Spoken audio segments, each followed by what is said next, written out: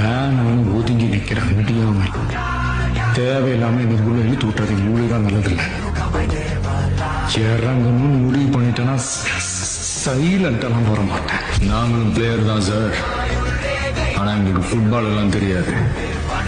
ஆனா எங்க ஆட்டம் வெறித்தனமா இருக்கும்.